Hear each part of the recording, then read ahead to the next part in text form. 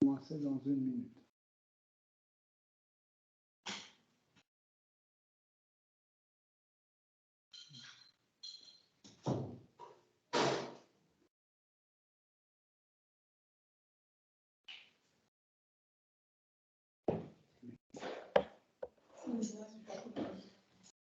Pas trop double.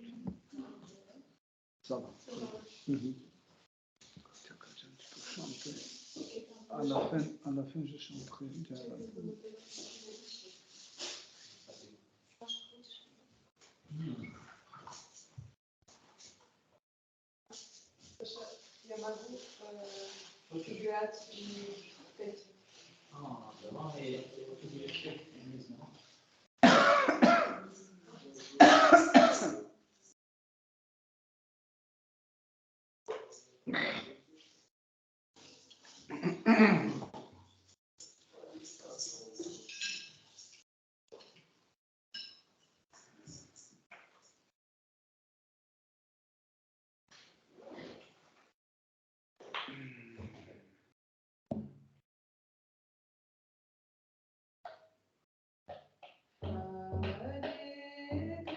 Krishna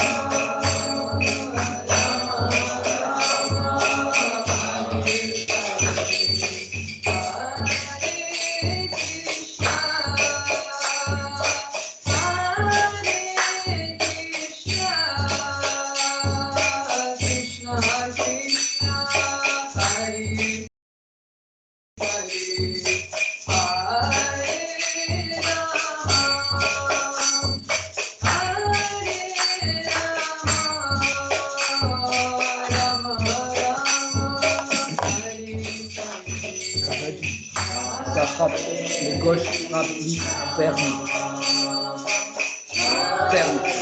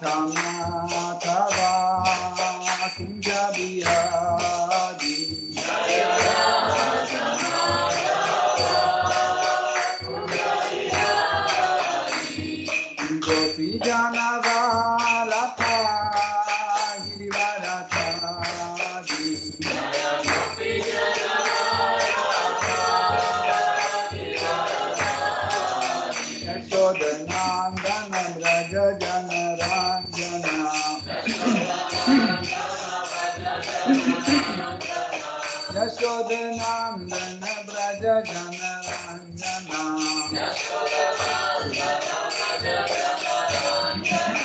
Yamuna Tira Vanachari Yamuna Tira Vanachari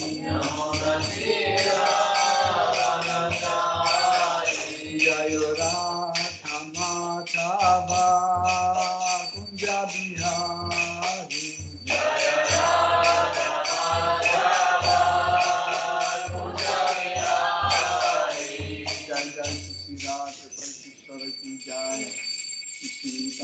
Sutadvaita Chandra Gadadhara Shivasadi Gaura Bhakta Vrinda ki Jai.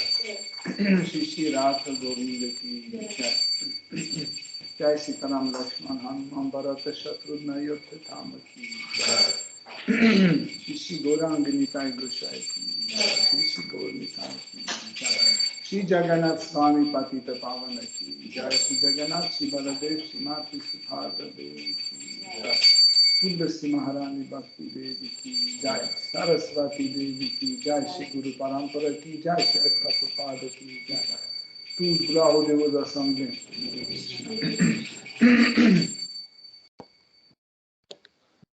Om Ajnanati Mirandasya Jananjana Shalakaya Chakshurmiritam Yena Tasmai Shri Gurave Namaha Shri Chaitanya Manobhishtam Stapitam Yena Bhutale Svayam Rupa Kadamayam Dadati Svapadantikam Vandeham Shri Guru Shri Yuta Padakamalam Shri Gurum Vaishnavam Shri Rupam Sagrajatam Sahagana Raghunatham Vitam Tam Sajivam Sadva Tam Savadutam Parijana Saitam Krishna Chaitanya Devam Shri Radha Krishna Padam Sahagana Lalita Shri Vishakam Vitamscha Hey Krishna Karuna Sindhu Dinabandhu Jagat Pate Gopesha Gopika Kanta Radha Kanta Namostute Tapta Kanchana Gaurangi Radhe Vrindavaneshwari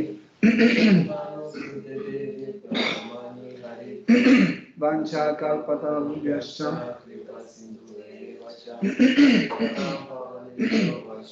Yo Namo Namaha Namahom Vishnu Padaya Krishna Prishtaya Bhutale Srimate Bhaktivedanta Swami Niti Namine Namaste Saraswati Devi Gauravani Pracharine Nirvishesha Shunyavadi Paschatya Deshatarine Jai Shri Krishna Chaitanya Prabhu Nityananda Shri Advaita Gadadhara Shivasadi Gaura Bhakta Vrinda Hare Krishna Krishna Krishna Hare Hare Hare Rama Rama Rama Hare Hare Hare Nama Hare Nama Eva Kevalam Kalo Nasteva Gatiranyataha Om Namo Bhagavate Vasudevaya Om Namo Bhagavate Vasudevaya Om Namo Bhagavate Vasudevaya Om Namo Bhagavate Vasudevaya Om Namo Bhagavate Vasudevaya Om Namo Bhagavate Vasudevaya Hare Krishna, chers dévots, nous continuons à étudier Srimad Bhagavatam, 4e chant, 24e chapitre, à partir du verset 51. Shyama Shronya Thirochishnu Dukula Svarna Mekhalam Samachar Angri Janghoru Nimna Janu Sudarshanam. Traduction. La partie inférieure de la taille du Seigneur est sombre et recouverte d'un vêtement jaune rehaussé d'une ceinture brodée de fil d'or. La symétrie de ses mollets, ses genoux et ses cuisses, ainsi que ses pieds pareils au lotus, sont tous d'une beauté unique. En vérité, tout le corps du Seigneur est parfaitement harmonieux. Teneur est porté par sa divine grâce, Bhaktivedanta Swami Srila Prabhupada. Shiva est au nombre de 12 grandes autorités spirituelles mentionnées dans le Srimad Bhagavatam. Swayambhu, Narada, Shambhu, Kumara, Kapila, Manu, Prahlad, Janaka, Bhishma, Bali, Vyasaki, Shukadeva Goswami et Yamaraja. Les impersonnalistes qui vouent habituellement un culte à Shiva devraient apprendre à connaître la sublime Satchitananda Vigraha du Seigneur. Ici, dans sa bonté, Shiva dépeint en détail l'aspect physique du Seigneur. Nous ne pouvons donc en aucune circonstance tenir compte de l'argument des impersonnalistes selon lequel le Seigneur serait dépourvu de forme. Merci. Donc, Seigneur,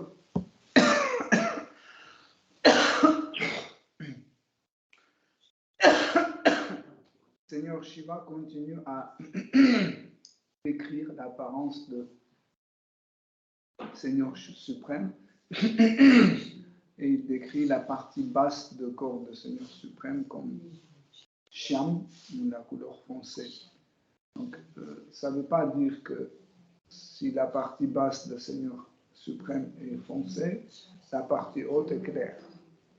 Mais Seigneur Shiva, comme une autorité dans la connaissance de Srimad Bhagavatam et de la réalisation d'absolu, il se permet de décrire Seigneur suprême partie par partie.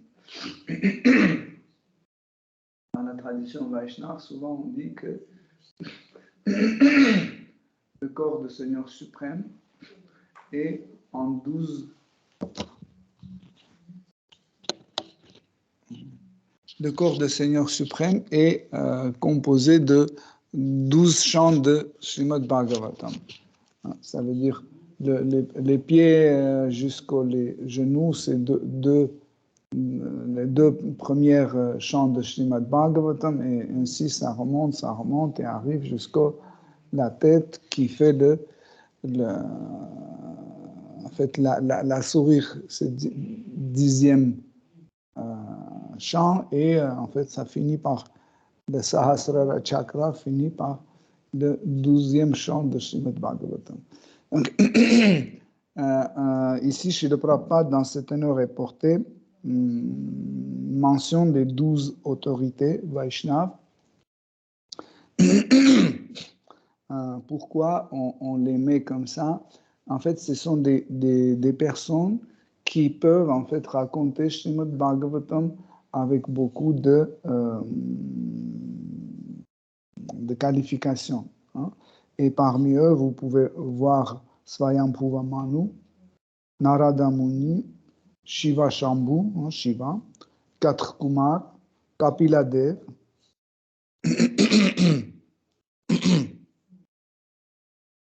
Manu Prahlada et Janaka, le père de Sita Devi, Bhishma Dev, Bali Maharaj, et Shukadev Goswami, appelé ici Vyasaki. Et Yamaraj. Yamaraj aussi, c'est une autorité assez importante qui connaît Srimad Bhagavatam. Et,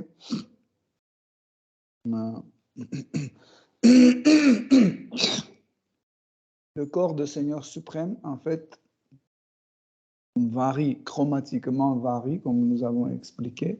Ça dépend quelle forme. La dernière fois, nous avons parlé de l'apparence de corps de Shri Kapila Dev. On a dit que lui, il n'est pas comme Krishna, il est clair. Il a les cheveux blonds, les yeux bleus, mais il reste toujours lui-même. Ça ne veut pas dire que s'il a une autre forme ou autre couleur, ce n'est plus lui, c'est toujours la même personne. Parce qu'en fait, il contient toutes ses apparences en lui-même. Et si vous vous souvenez, nous avons dit, sur le niveau de l'absolu, le contenu et le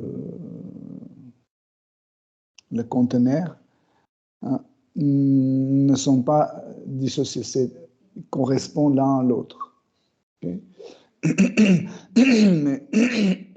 Et dans le monde matériel, c'est pas tout à fait comme ça. Pourquoi? Parce que nous sommes une âme éternelle, mais extérieurement, nous manifestons quelque chose qui est temporaire, un corps matériel qui est temporaire. Et cela ne correspond pas à notre vraie identité. C'est pour ça que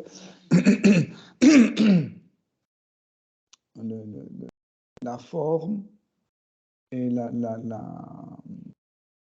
le contenu ne correspondent pas dans le monde matériel. C'est-à-dire jamais.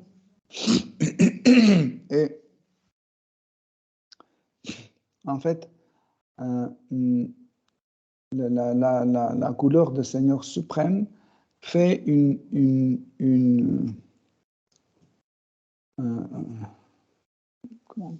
influence spéciale sur chaque de son dévot. Hein. La même couleur de Seigneur suprême, en fait, renforce de rasa de chacun. La même couleur.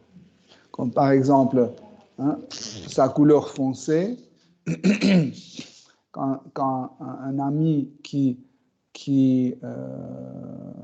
contemple la couleur de Seigneur suprême, cette couleur en lui remonte ses sentiments d'amitié. Si c'est un parent qui observe, cette couleur remonte le sentiment des sentiments parentaux, ainsi que pour tous les autres races. Et comme vous avez compris,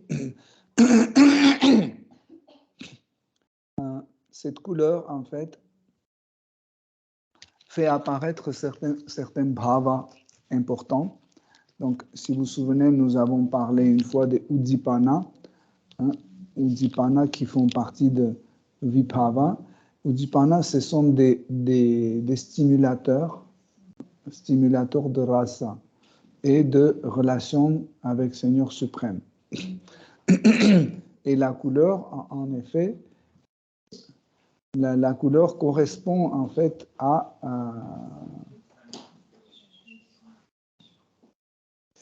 la couleur de Seigneur suprême correspond en fait à ces relations.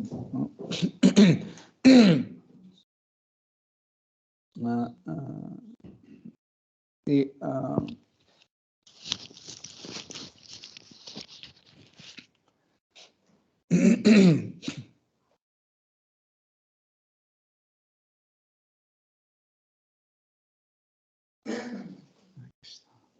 donc,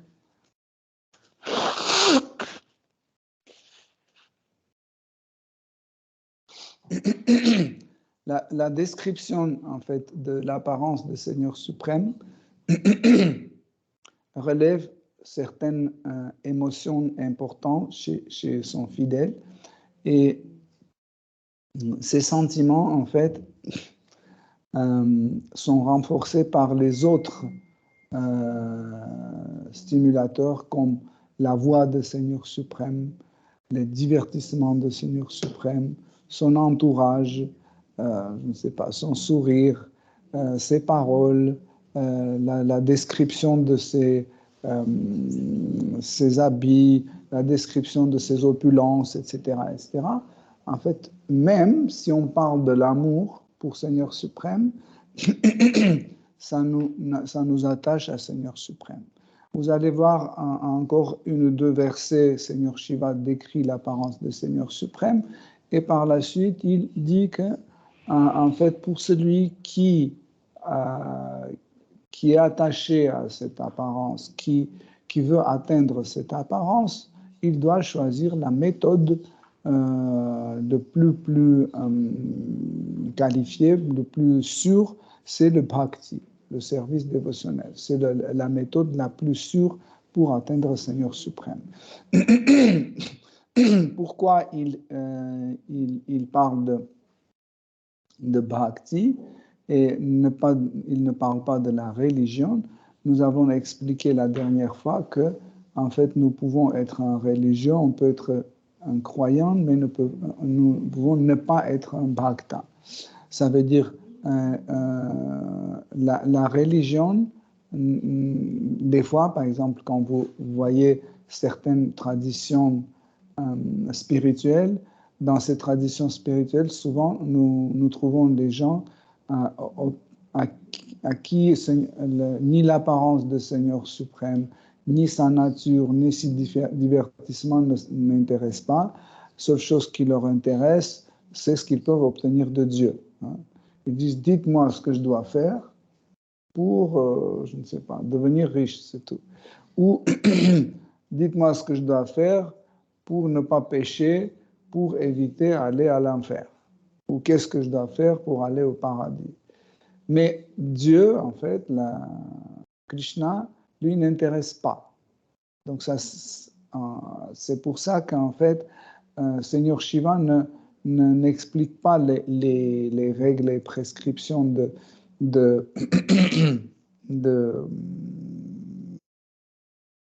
religion comme Varnashrama Dharma, mais il explique en fait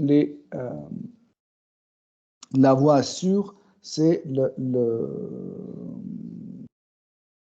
bhakti, hein, la dévotion, c'est service dévotionnel. Donc, ici, nous voyons que Seigneur Shira décrit que le bas de son corps est enveloppé par un tissu jaune. Donc, là, nous comprenons que la couleur joue un rôle important dans la vie spirituelle.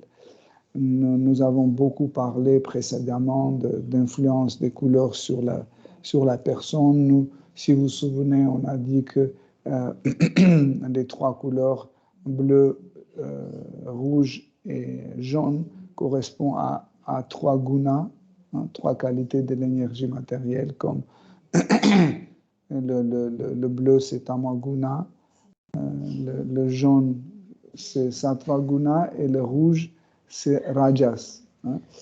Et en fait, c'est quelque chose qui... mais ne pensez pas que si, par exemple, le Seigneur Balaram, il porte un dhoti bleu, il est en tamas. C'est pas comme ça. Hein. C'est que les couleurs, ils ont leur manifestation relative et absolue. Dans le monde matériel, les couleurs manifestent leur qualité relative. Tandis que dans le monde spirituel, les couleurs manifestent leur qualité absolue. Hein. Et si Krishna est foncé ou bleu foncé, ça veut pas dire qu'il est dans le tamas. Mais ici, en fait, nous, dans la vie matérielle, avec notre conscience matérielle, nous avons cette tendance à choisir des couleurs pour équilibrer l'influence de trois gunas sur nous. Quand on n'a pas assez de rajas,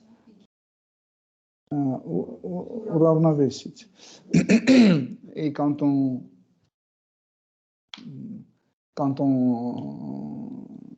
vit, en fait, nous essayons, par tous les moyens, d'équilibrer notre être, soit pour les yeux, en équilibrant les couleurs, soit par le goût, hein, en mangeant les différentes nourritures qui se trouvent dans l'ignorance, dans la passion ou dans la vertu, ou en notre lecture, par exemple, notre association, nous essayons d'équilibrer à travers, en fait, à travers la présence de ces trois gunas. Donc, il y a, si vous voyez, c'est assez détaillé, mais nous comprenons que nous pouvons encore et encore et encore et encore détailler plus. Okay? Et chaque fidèle a son tendance de détailler dans telle ou telle direction parce que son approche ou sa relation avec le Seigneur suprême est différente. Hein? Par exemple, il y a des dévots qui remarquent tout de suite que à l'intérieur des mains du Seigneur suprême, il y a des signes. Là, on a des lignes de vie, okay? Mais le Seigneur suprême a des dessins spéciaux. Hein? Et quand, par exemple, il appuie sur quelque chose qui peut laisser les traces, ça se manifeste. Sous ses pieds, pareil, sous ses pieds aussi, il a des différents dessins. Et quand il marche, il laisse des traces et comme ça, il est reconnaissable immédiatement. On dit que voilà, là, il est passé. Donc, par exemple, l'intérieur des mains et sous les pieds de Seigneur Krishna, c'est rose. Hein? Mais quand on dit rose, chacun imagine son rose, n'est-ce pas? Quelqu'un pense rose bonbon, l'autre pense une rose assez foncée, l'autre pense rose claire, etc., etc. Pourquoi nous pensons ça de cette façon? Parce que c'est notre perception de Seigneur qui nous décrit ces choses-là. Mais il y a des petites nuances aussi, comme par exemple la ligne qui sépare sa couleur chiam ou indigo avec le rose. Cette ligne, il y a une petite ligne floue de violet. Une petite ligne violette. Et en fait, cette ligne violette, elle est cette sensation de la tristesse de la séparation. Pas tout le monde les voit, en fait. C'est quelque chose assez caché. Okay. Et aussi, comme on a parlé la dernière fois, si vous vous souvenez, on a parlé de la poitrine du Seigneur suprême. On a dit qu'il y a des petits poils dorés sur sa poitrine qui rend cette ressemblance de sa poitrine avec la pierre de touche sur laquelle on teste l'or. C'est une probnikami.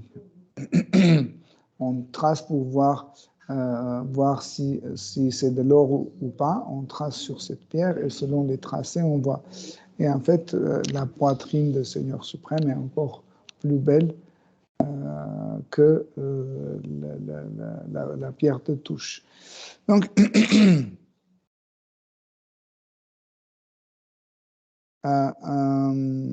tu peux lire le verset suivant. Traduction. Cher Seigneur, tes pieds pareils au lotus sont si beaux qu'ils ressemblent aux pétales épanouis d'un lotus d'automne. Les ongles de tes pieds pareils au lotus rayonnent d'un tel éclat qu'ils dissipent immédiatement toutes les ténèbres du cœur de l'âme conditionnée. Cher Seigneur, veuille me montrer cette forme, la tienne, qui chasse toute forme d'obscurité du cœur du Bhakta. Ô Seigneur, pour tous, tu es le maître spirituel suprême. De ce fait, tu peux illuminer toutes les âmes conditionnées recouvertes par les ténèbres de l'ignorance.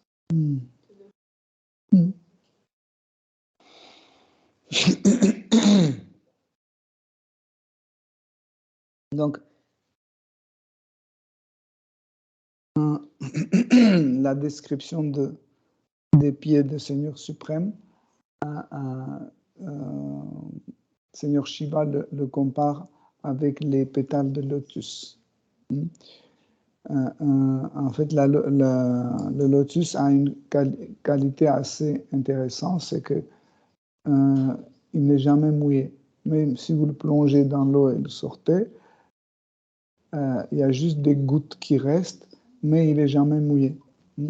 C'est le lotus qui décide. Il va garder 1 ou 2 ou 3 gouttes sur lui-même ou pas. Mais ça ne l'affecte pas. Donc, cela veut dire le corps du Seigneur suprême est aussi indépendant et c'est lui qui décide en fait où il peut aller, où il peut être, dans quelles conditions il peut rester, etc. etc. Nous avons cette tendance toujours méditer sur Seigneur suprême comme sur une personne ordinaire. Par exemple, quand on dit Krishna est beau, tout de suite dans notre tête, on imagine un beau garçon qui est foncé, etc., ou bleu à la limite. Mais c'est une image c'est pas une image de Krishna. Ou par exemple, quand on parle de Krishna, on parle de sa force. Toujours nous comparons avec la personne la plus forte que nous connaissons. On dit, voilà, il est plus fort que je ne sais pas qui. Je ne connais pas qui est le plus fort dans le monde matériel. Mais il est encore plus fort que celui-là. Ou il est plus riche que Bill Gates ou je ne sais pas qui. c'est toujours nos mesures, n'est-ce pas? Nous prenons toujours ce que nous savons et on pousse ces limites un peu plus. Par exemple, pour vous, quelle est la preuve de richesse? 3 milliards, je ne sais pas, 300 milliards, 300 milliards de milliards, c'est combien? On ne sait pas. Quel est pour nous le chiffre le plus riche? Mais si quelqu'un possède millions de milliards, Krishna a plus. Si quelqu'un peut monter des trillions de kilos de poids, hein, quelqu'un qui peut monter ce poids, Krishna peut monter plus. Il peut toujours faire quelque chose de plus. Pourquoi? Parce que ses qualités sont sans limite. Hein. Pour que nous comprenions en fait cela, nous devons toujours éviter de donner à Seigneur suprême les qualités de l'homme. Par exemple, quand il y a la description du Seigneur suprême, qu'il a des yeux allongés comme ça, la couleur est comme ça, les cheveux sont longs et bouclés, etc. Certaines traditions spirituelles pensent que oui, si on peut décrire Seigneur suprême, ça veut dire qu'il est un simple être vivant, il ne peut pas être Dieu, parce que Dieu, on ne peut pas décrire Dieu et c'est faux. Et on peut décrire Dieu selon ce qu'il nous montre. S'il montre plus, on peut décrire plus. S'il montre moins, on peut décrire moins. Okay? Mais Seigneur Shiva dit que la brillance des ongles sur ses pieds, c'est une radiance extraordinaire qui sort et qui est capable de chasser l'ignorance qui se trouve dans la conscience d'un être humain, d'un être vivant. Vous connaissez tous le mantra Om Ajnanati Mirandasya Jananjana Shalakaya Chakshurum Militam Yena Tasmai Shri Gurave Namaha. Ça veut dire je suis né dans l'ignorance, mais grâce à mon gourou qui a, avec la lumière de connaissance, qui a chassé cette ignorance de moi, il m'a libéré de ce monde matériel. Donc, la lumière, en fait, la vraie lumière,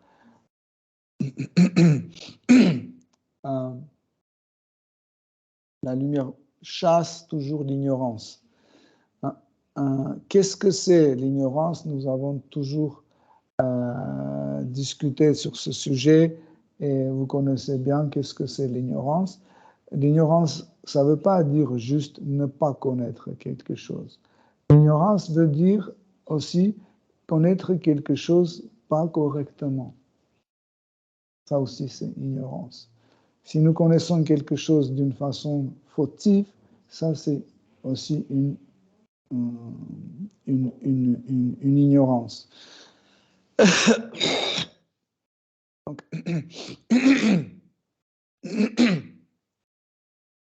la conscience d'un être vivant dans la vertu maintient l'être vivant. La conscience dans Rajas, dans la passion, fait agir l'être vivant. Et la conscience dans l'ignorance fait endormir et oublier son être. Et celui qui est éclairé par la lumière de cette lumière qui sort des pieds de Seigneur Krishna, il est illuminé et il se trouve sur le niveau transcendantal. Vous pouvez dire, mais comment une lumière peut faire partir l'ignorance? C'est que le corps de Krishna et tout ce qui émane de lui, en fait, peut nous donner la connaissance des choses sur la plateforme absolue. Nous pouvons comprendre, Seigneur suprême, sur la plateforme absolue. Encore une fois, pour les scientifiques, ce n'est pas scientifique, ils disent, mais qu'est-ce que ça veut dire la lumière qui sort des pieds de Krishna peut chasser l'ignorance? En fait, c'est que nous comprenons que la source de tout et de tous, la source de toute la lumière vient de Krishna. Déjà, pour comprendre cette lumière n'est pas une lumière reflétée. Ce n'est pas qu'il y a une lumière qui tombe sur ses ongles et reflète sur nous. Les ongles du Seigneur suprême, ils émanent la lumière. Ils sont la source de la lumière. Et pareil, tout son corps ne dépend pas des choses extérieures. Par exemple, il n'est pas noir parce qu'il est bronzé. Ou il n'est pas noir parce qu'il est né en Inde ou en Afrique ou ailleurs. Non. C'est sa nature. C'est sa nature et ça n'a rien à voir ni avec la naissance, ni avec la physique, ni avec les chromosomes, etc., etc., etc. Okay?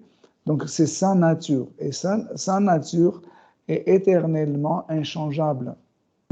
Donc, nous ne pouvons pas dire que voilà, il va vieillir et un jour ses cheveux vont devenir blancs. Non. Si c'est noir, éternellement, c'est noir. Si c'est blond, éternellement blond. Okay? Donc, quand nous écoutons la description de l'apparence de Krishna, soit c'est la lumière qui émane de ses pieds, soit sa couleur, soit son sourire, soit la forme de ses boucles de cheveux, soit c'est les bijoux qu'il porte ou la guirlande qu'il porte, etc. En fait, ils sont tous capables de faire partir l'ignorance. Ne pensez pas que c'est que la lumière qui émane de ses pieds peut en fait faire partir l'ignorance. Tout est et la couleur de son corps et sa sourire et son regard, tout peut faire partir en fait cette ignorance qui est en nous. Encore une fois, dans la Bhagavad Gita, Krishna explique en fait chaque connaissance qui amène un homme vers moi, c'est véritable connaissance. Chaque connaissance qui m'éloigne de mon dévot, c'est avidya, c'est l'ignorance. Okay? Donc, c'est ce que nous avons en train d'étudier, l'apparence de Seigneur Krishna. Ça nous rapproche à Seigneur Krishna. C'est pour ça que nous considérons que connaître l'apparence de Seigneur suprême, ça rentre dans la connaissance dans la vraie connaissance. Mais quand on commence à spéculer par rapport à l'apparence du Seigneur suprême, quand on ignore ou on dit que c'est impossible que Dieu a une apparence, etc., ça rentre dans la catégorie de avidya, dans la catégorie d'ignorance. Verset suivant. Verset 50.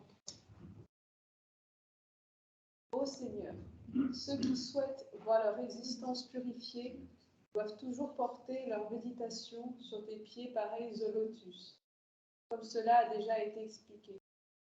Ceux qui désirent sérieusement s'acquitter des devoirs qui leur sont prescrits et s'affranchir de la peur doivent emprunter la voie du Bhakti Yoga. Donc, nous savons qu'en général, l'être vivant a une tendance toujours à aller vers la perfection, surtout l'homme. Dans chaque chose, on veut toujours faire quelque chose de plus parfait, plus parfaite. Par exemple, on a créé une voiture et depuis la création de la voiture, nous continuons à la perfectionner, à tel point que un jour conduire une voiture, ça sera un métier. Ça sera tellement compliqué que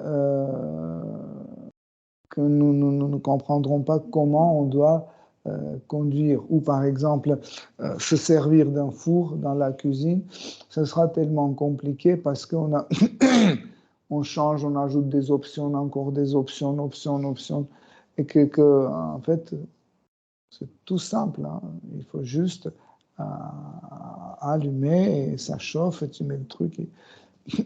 Parce que nous sommes en train de inventer des choses qui vont contre nous et pas pour nous. Par exemple, si vous regardez les nouvelles recettes de la cuisine, vous allez voir que ce sont des recettes qui sont très nuisibles pour la santé humaine. Il y a tellement de choses mélangées dans les plats. En même temps, ils mettent la viande, l'œuf, la pâte, le fromage, légumes, céréales, tout. Et ils mélangent tellement de choses en pensant que au niveau de goût, c'est bien. Mais en fait, le sage ne fonctionne pas de cette façon-là. Le sage ne va pas sur l'effet immédiat. Le sage, il voit qu'est-ce que ça va faire après. Par exemple, quand on propose à un sage de manger quelque chose ou boire quelque chose, tout de suite dans sa tête, il dit, si je bois ça, qu'est-ce que je vais avoir comme résultat? Et si le résultat ne m'aide pas à atteindre mon but, je ne l'utilise pas. Pourquoi? Parce qu'il va me priver de mon but sur lequel je vais. Peu importe, c'est plaisant, pas plaisant. Aujourd'hui, la société répand cette humeur toujours. Tout ce que nous faisons, nous devons faire pour notre plaisir. Ça, c'est une forme de pensée animale et pas humaine. L'être humain, il doit voir autrement. Il doit penser ce qu'il faut faire, pas juste ce qu'il me plaît. Pourquoi? Parce que les choses plaisantes peuvent nous amener, à une catastrophe, mais nous ne pensons pas ça. Parce que personne ne peut limiter les critères par lesquels on peut dire que ce plaisir est permis et ce plaisir n'est pas permis. Par exemple, quelqu'un peut dire que moi, je trouve que boire du vin, c'est un plaisir. Donc, vous ne me privez pas de ça. Qui décide, en fait, c'est bon ou c'est pas bon? Est-ce que celui qui consomme, qui décide, ou quelqu'un d'autre, par exemple, un médecin qui décide, ou le gouvernement qui décide, ou Seigneur suprême qui décide. En fait, pour décider la chose est bonne ou mauvaise, donc nous devons s'adresser à une autorité suprême. Moi, j'ai mes sens imparfaits et mes lois créées sur la base de mes sens seront fautifs parce qu'ils sont imparfaits. Donc, je ne peux pas devenir une autorité. Même un médecin, même le gouvernement, etc., ce sont tous des êtres vivants fautifs. Nous avons nos sens limités, nos sens voir, nos sens d'écouter, de goûter, d'observer, d'analyser, etc. Tout est limité. Donc nous ne pouvons pas produire les lois parfaites. Pour cette but, nous devons s'adresser à Seigneur suprême. Et Krishna, par sa miséricorde, il nous donne en fait, les règles selon lesquelles nous devons agir dans ce monde matériel. Donc, celui qui ne comprend pas ces nuances-là, il commence à être attaché par le plaisir matériel, il commence à être attaché par les choses. En fait, chaque gratification des sens nous attache à ce monde matériel, il nous attache au objet des sens. Et cet attachement accumule en nous la peur. La peur. Pourquoi? Parce qu'il suffit de sentir que nous pouvons perdre en fait cet objet de sens, tout de suite il y a la peur qui arrive. Pourquoi nous avons peur en général? Parce qu'on est attaché aux choses. La première chose à laquelle nous sommes le plus attachés, c'est le corps, notre corps. L'être vivant est le plus attaché à son corps. Il est attaché à son corps plus que tout le reste. Et c'est très difficile, en fait, changer la destination de cet attachement et devenir quelqu'un qui est attaché à Krishna. C'est très difficile. Pourquoi? Parce que ce corps, il nous toujours transmet des émotions en direct, tout le temps. Nous savons que maintenant, on va rentrer chez nous, on va ouvrir le frigo, on va sortir la glace, on va manger, et c'est tellement bien, etc. N'est-ce pas? Donc, et juste l'idée est déjà gratifiante. On dit waouh, etc., etc.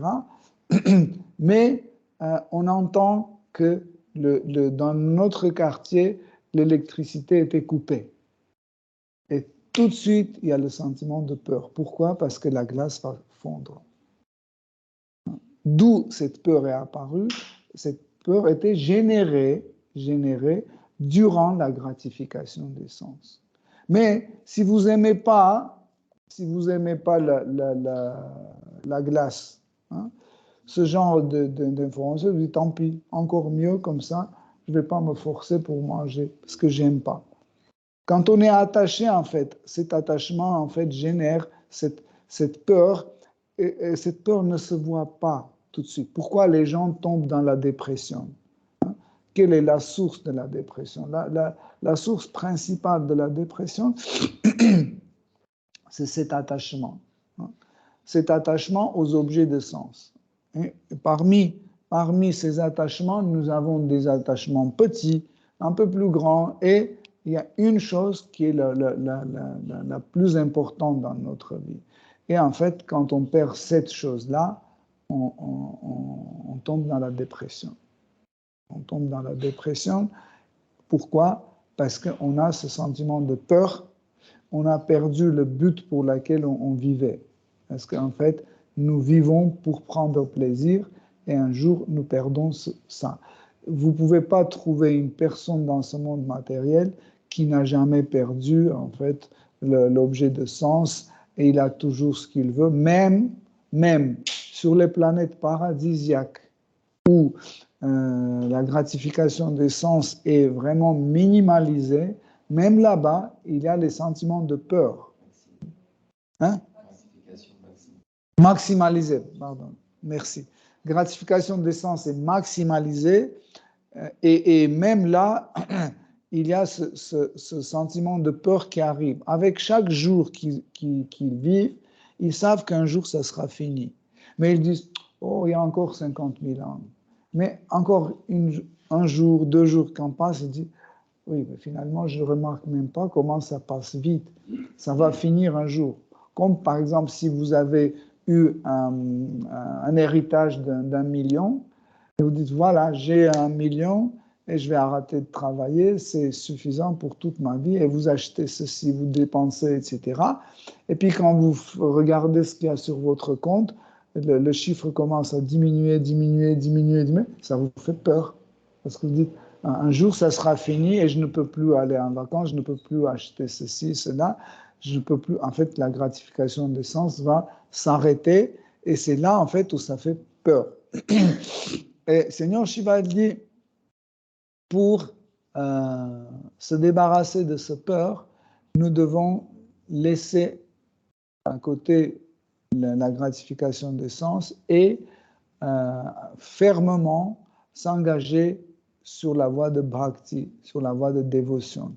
En fait, cette voie de dévotion, quand on commence à la pratiquer, comme vous savez, sadhana bhakti, on commence à pratiquer les règles et prescriptions de dévotion, sans avoir au départ la dévotion, ça nous amène petit à petit, ça nous amène à cette dévotion par l'attachement aux objets de notre service. L'objet de notre service, c'est le Seigneur suprême, Shri Krishna. Et quand on commence à le servir avec l'amour et dévotion, comme c'est écrit dans la Bhagavad Gita, il devient l'objet de notre attachement. On s'attache à Krishna. Donc nous pouvons dire, dans ce cas-là, celui qui aime Krishna, un jour, quand il va perdre Krishna, il va tomber dans la dépression. Mais le problème, c'est qu'il ne va jamais perdre Krishna. Parce que Krishna est imperdable. Vous ne pouvez pas perdre quelque chose qui est éternel. Vous ne pouvez pas perdre quelque chose qui est impérissable. Vous comprenez? C'est pour ça que si on s'attache à Krishna, donc, la peur disparaît et le dévot devient abhaya, sans peur, il n'a plus de peur. Et tout cela, c'est grâce à cet engagement sur la voie de bhakti, sur la voie de dévotion. Et ce qui est intéressant aussi, c'est que quand on gratifie nos sens, l'objet de nos sens, ils sont imparfaits et ils peuvent nous faire subir des choses indésirables. Par exemple, on peut souffrir, on peut avoir des sentiments de peur, de manque, de destruction, etc., etc. Et en fait, tous ces sentiments nous font souffrir. Pourquoi? Parce que l'objet de nos sens ne sont pas parfaits. Par exemple, si on cherche une femme parfaite ou un homme parfait, ou je ne sais pas, une chaussure parfaite, c'est très compliqué, non? Si la taille est bonne, la forme n'est pas bonne. Si la taille et la forme est bonne, la couleur n'est pas bonne. Si la couleur, la taille et la forme sont bonnes, c'est en cuir. Si c'est pas en cuir, etc., c'est le prix est trop élevé. Donc, vous voyez, il y a toujours un défaut. Il y a toujours un défaut qui nous gâche en fait ce plaisir. Tandis que Krishna, c'est un objet de désir parfait.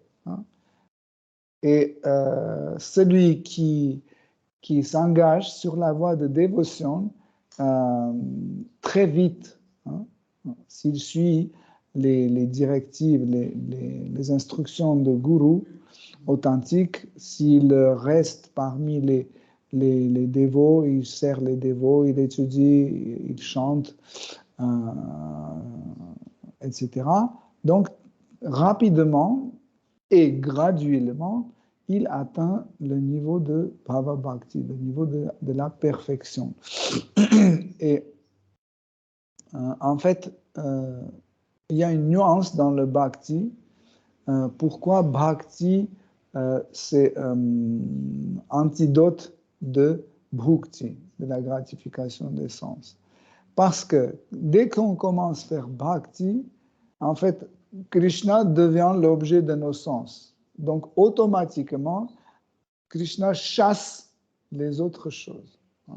Par exemple, si je veux contempler une femme, mes yeux sont occupés.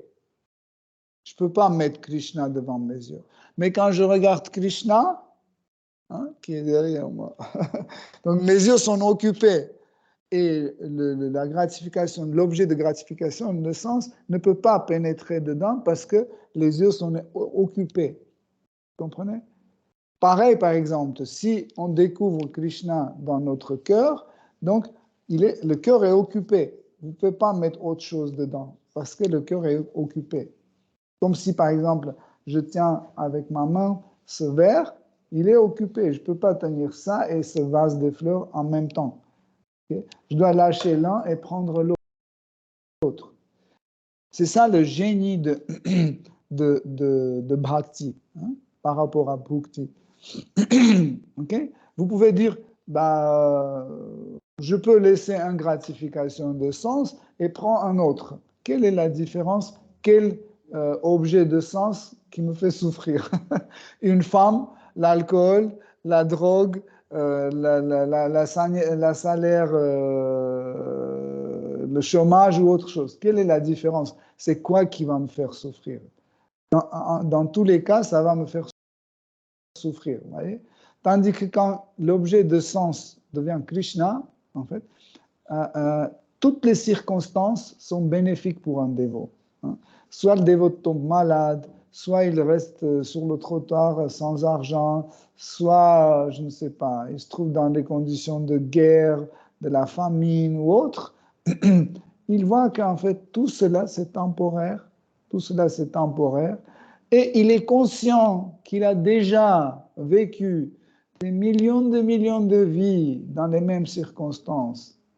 Donc, ce n'est pas la peine d'avoir peur parce que ça va passer aussi. Le roi Salomon, vous connaissez, chaque fois quand on disait oui, il y a ce problème, etc., il disait ça va passer. Et après, on disait mais il y a ça, et ça va aussi passer. Donc, et quand on est attaché à nos membres de famille, etc., nous avons l'impression qu'on va les garder éternellement, etc. Jusqu'à notre mort, les souvenirs de nos parents, de nos enfants, on va garder, etc. Mais après la mort, tout est oublié. Si je vous dis, où sont vos parents de vos vies précédentes? Où sont vos enfants de vie précédente? Combien d'enfants vous avez eu dans vos réincarnations? Des milliards, où ils sont? Les maris, les femmes que vous aviez déjà eus, où ils sont? Ils sont tous disparus. Donc, et ça, l'homme conscient qui est dans la conscience Krishna, il comprend que ça va passer. Donc, seul objet d'attachement doit devenir Krishna. Hein. C'est un attachement qui nous fait arriver à notre but ultime, hein, à appeler Paramagati. Param, c'est le supérieur. Gati, c'est le but, la dernière réalisation. Okay? Donc, celui qui découvre en fait Krishna comme le but ultime, la cause de toutes les causes, au final,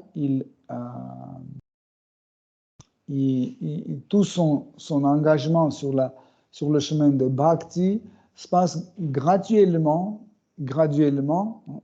se passe graduellement, ça veut dire chaque jour vous avez plus de force, plus d'inspiration, chaque jour. Si un jour vous trouvez que, en fait, aujourd'hui on a vécu la journée et il n'y avait aucune inspiration, aucune énergie spirituelle, etc., ça veut dire que notre esprit était trop attaché à la gratification des sens. Donc, ça, c'est chez le Prabhupada qui disait souvent, il dit, si à la fin de la journée, vous allez vous coucher et vous vous posez la question, qu'est-ce que j'ai compris dans la vie spirituelle aujourd'hui? Et si vous n'avez rien compris, cette journée était vécue inutilement. Mais celui qui suit les règles et prescriptions d'une façon sérieuse, qui compte sur les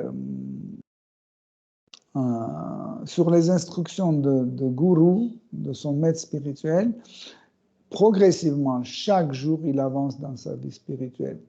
Donc, il ne faut pas penser que, oui, chaque jour, je chante, je fais ceci, je fais cela, je lis, j'étudie et j'avance pas. Non, c'est faux. Si on fait d'une façon correcte, on avance. Sauf que Rajas, c'est la passion qui nous dit que tu veux tout de suite, ici et maintenant. On veut dire Hare Krishna et après on veut que les larmes qui coulent et on commence à rouler par terre, arracher les cheveux en extase, sauter jusqu'au plafond en criant Krishna, Krishna et que les poils sur le corps se redressent, etc. C'est ce qu'on veut. En fait, le pur dévot, il ne veut pas avoir des extases. C'est un produit dérivé. Parce que si on veut les extases, ça veut dire on veut toujours la gratification des sens, mais dans la vie spirituelle. Ça veut dire on veut gratifier nos sens. Pas matériels, mais on veut gratifier nos sens spirituels.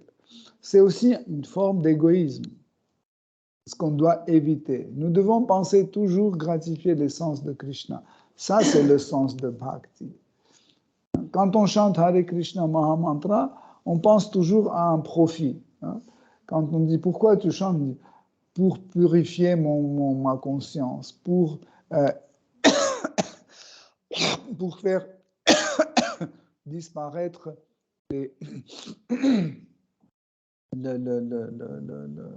conséquences de mes péchés. En fait, ce n'est pas le but de chanter Hare Krishna Mahamantra. Le but, c'est plaire à Krishna. Quand on chante Hare Krishna, c'est juste pour lui faire plaisir. Comme quand une mère chante à son enfant la berceuse ou une chanson, ou pour le divertir, il chante une chanson heureuse, etc. C'est pour son enfant, mais pas pour elle-même. Pareil, quand on fait quelque chose, on fait pour satisfaire Krishna et on ne fait pas pour notre satisfaction.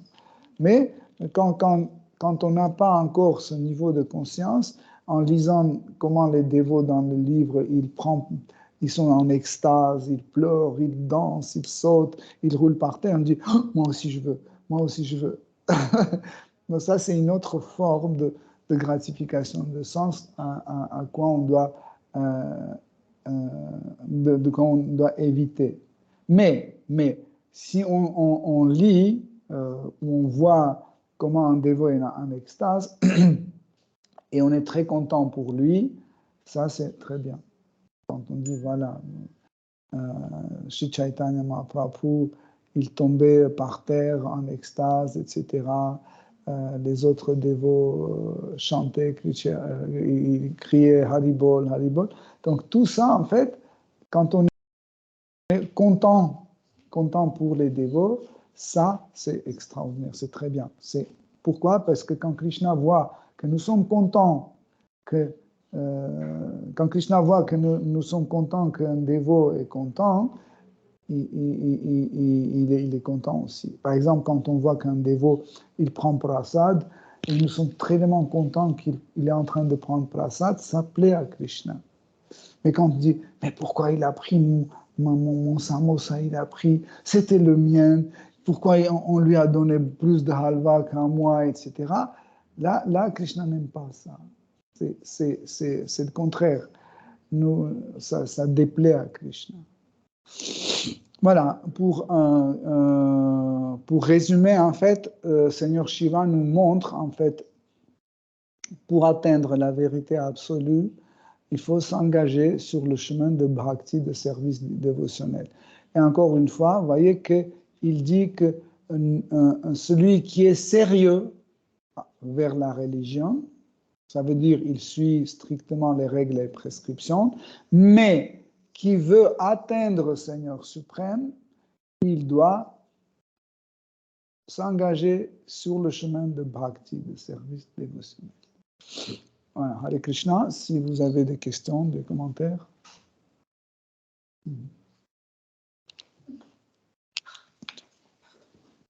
Hop. Tiens. Une question que je me posais. Tu peux parler plus fort. Est-ce qu'il y a une différence, quelle est la différence entre faire plaisir à Krishna et plaire à Krishna? Car les mots sont différents, donc cela veut dire qu'il y a une différence. Donc, faire plaisir à Krishna, c'est que quand on voit que Krishna veut quelque chose ou Krishna a besoin de quelque chose ou préalablement nous savons que ça va plaire à Krishna. Vous voyez? Ça, c'est la catégorie de faire plaisir à Krishna. Plaire à Krishna, c'est que nous faisons quelque chose, hein, mais on ne sait pas si ça lui plaît ou pas. Nous le faisons et ça peut plaire à Krishna et ça peut ne pas plaire à Krishna. Par exemple, dans Srimad Bhagavatam, dans plusieurs chants de Srimad Bhagavatam, il y a la description quand Seigneur Brahma avec les demi-dieux, ils sont allés au bord de l'océan du lait pour demander quelque chose à Seigneur Kshorodakasha et Vishnu. Et quand il glorifiait, en fait, quand il prononçait les louanges, il prononçait les louanges à Seigneur suprême, chaque prière finissait par le mot « que ce que nous faisons te plaise ». Il disait ça, nous, tes dévots, nous essayons de faire ça, nous faisons ceci ou cela, et à la fin, il dit que ça vous plaise, que ça te plaise. Vous voyez? Donc, ça, c'est comme si ils ont fait des choses, mais ils ne sont pas au courant si ça va plaire ou pas. C'est pour ça qu'il dit que ça te plaise. C'est une petite différence. Hein? Si vous avez d'autres questions. En fait, pas bien compris. En fait, si on essaie de plaire à Krishna, aussi, ça peut être un cas où on sait que ça va plaire, non? Par exemple, voilà, je sais que il a, je sais pas, je suis avec quelqu'un, ça va plaire à Krishna.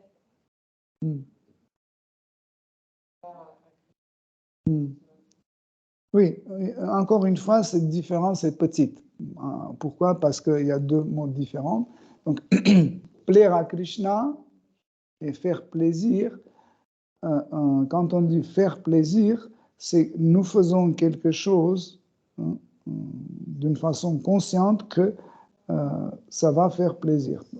Par exemple, je sais que Sacha aime le gâteau caramélisé. OK? Et je sais que si je lui offre ce gâteau, il sera content, et je sais que Krishna sera content aussi. Ça, c'est faire plaisir à Krishna. Et plaire à Krishna, tu vois, je fais des choses, par exemple, je chante, je cuisine, etc., mais je ne sais pas, est-ce que ça va plaire ou ça ne va pas plaire? Tu comprends? Par exemple, je suis en train de cuisiner les fleurs de banane, et je ne sais pas, à ce moment-là, est Krishna dans cette humeur ou c'est pas? Est-ce que ça va lui plaire ou ça ne va pas plaire? Okay? Je vois. Après, c'est aussi, par exemple, quand on plaît à quelqu'un sentiment. Oui, on ne sait pas, vraiment. C'est vraiment Oui. un sentiment. Donc, on ne peut pas... c'est l'amour. Oui, en fait, comme tu as dit, par exemple, je ne sais pas si ce que je fais, c'est plaire à mes voisins. Je ne sais pas. Je ne sais pas. Peut-être oui, peut-être non. Mais je sais que si je mets dans la boîte aux lettres de chaque voisin 200 €, ça va plaire. Ça va faire plaisir. Voilà, ça va faire plaisir. Ça, je sais. Et aussi, plaire à Krishna. Plaisir à Krishna. Plus on gratifie. Pas forcément. Non, je veux dire, plaire à Krishna, c'est un sentiment que... Oui, ou connaissance, plutôt connaissance de sentiment de Krishna envers nous. Par exemple, il y a des yogis qui méditent, qui font des austérités pendant 100 000 ans, 200 000 ans, tu vois, mais ils ne savent pas si ça plaît à Krishna ou pas. Mais Krishna dit, mais quand ma mère me gronde, ça me plaît, ça me fait plaisir. C'est concret. Mais les yogis, des millions d'années, ils sont en train de faire l'austérité, mais ils ne savent pas si ça plaît à Krishna ou non. Il y a beaucoup des histoires comme ça. Comme il y avait une fois Radha et Krishna se promenaient sur la Govardhan et ils ont vu un yogi qui était en train de méditer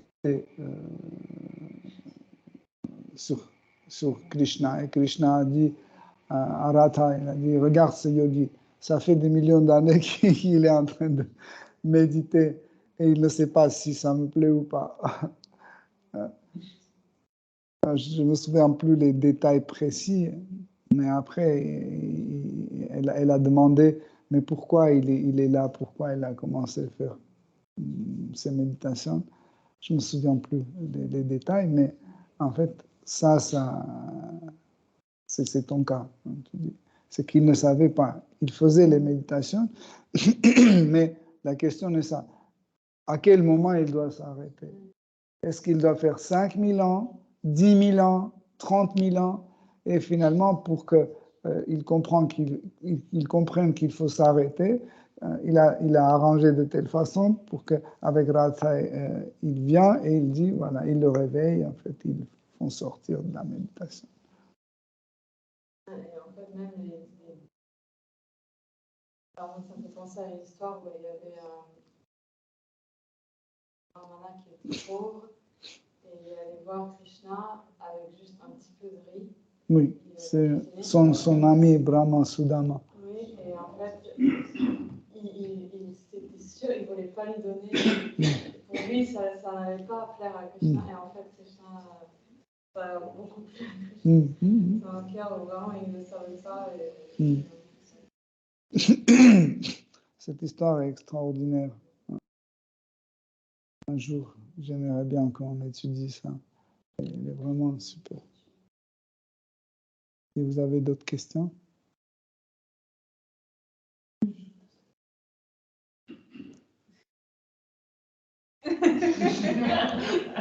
Tu as mis du temps.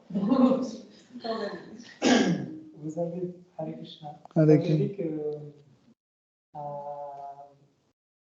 hors de Krishna, vous avez parlé de couleurs, les cheveux, tout ça, mais quand même, le Krishna, il est grandi. Il était bébé, il était adolescent, il a grandi.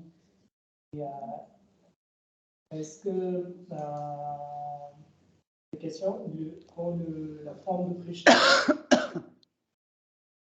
absolue, c'est pas vraiment personnel, donc en fait, c'est hors de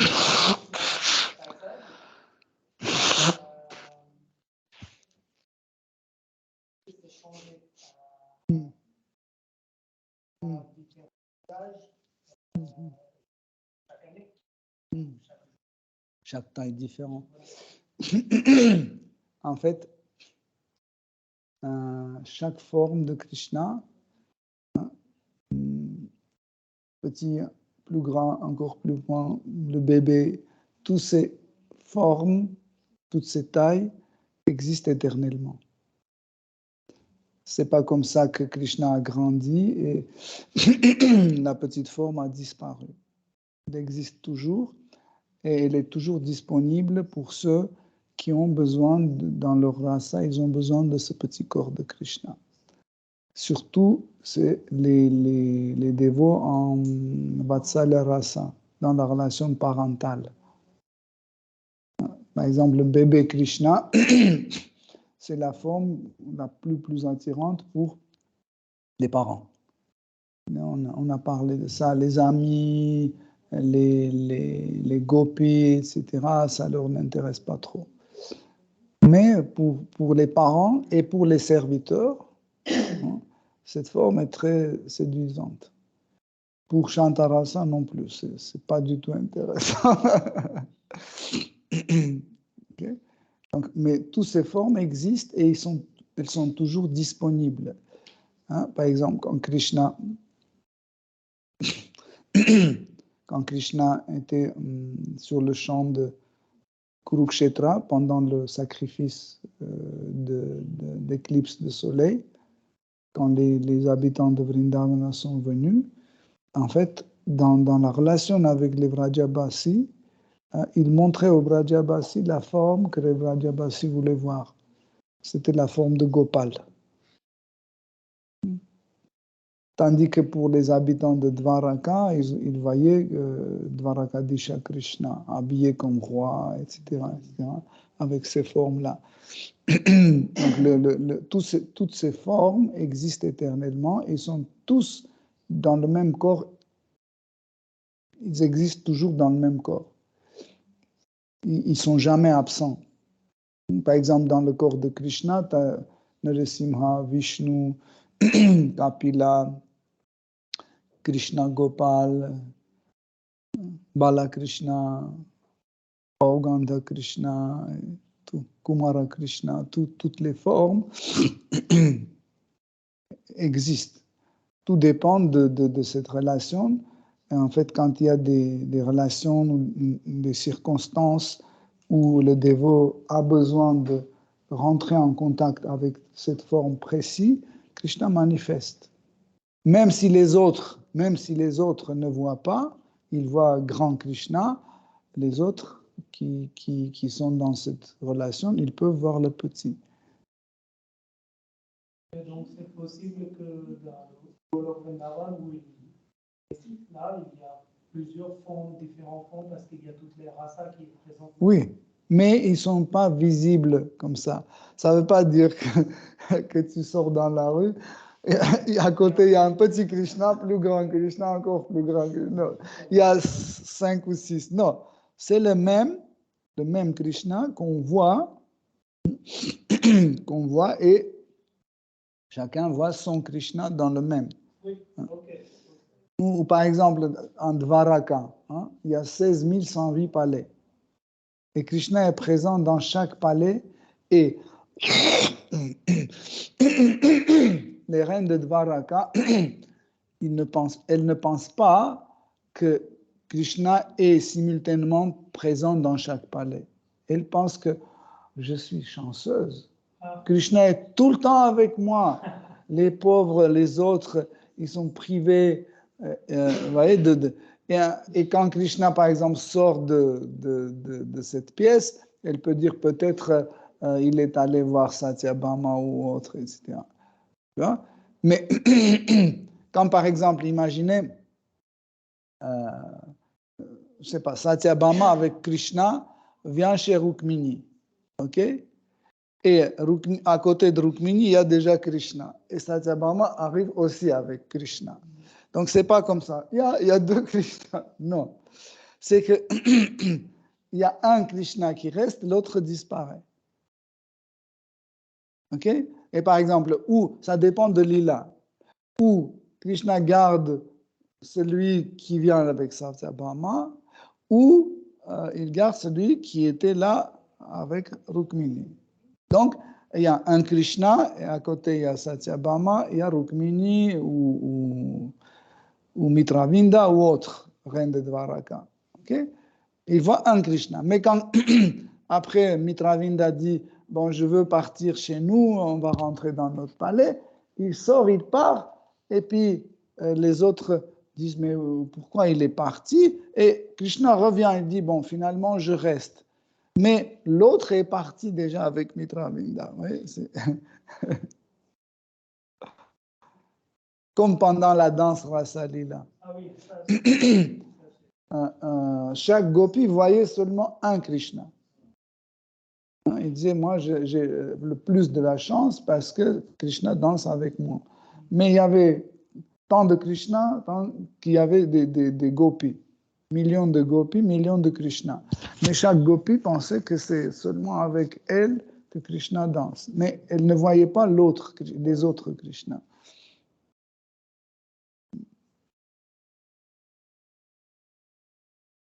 Hare Krishna. Si vous avez plus de questions, Hare Krishna. Shri Srimad Bhagavatam ki jai, Srila Prabhupada ki jai.